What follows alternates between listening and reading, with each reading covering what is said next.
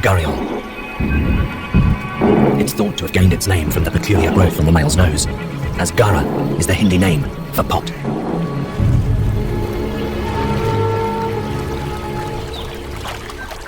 Male Gharials grow these as they age. Those with bigger garas being more attractive to females. But the gara isn't just pleasing to the eye, it is also an instrument. Air squeezed through the male's nostrils is amplified by his bulbous snout. It becomes a loud buzzing sound that can be heard up to a kilometre away.